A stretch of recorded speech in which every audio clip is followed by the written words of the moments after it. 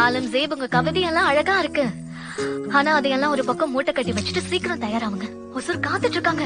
நேரத்துக்கு போலனா அவங்க என்ன இவங்களுக்கு என்னன்னு சொல்லுவேன்.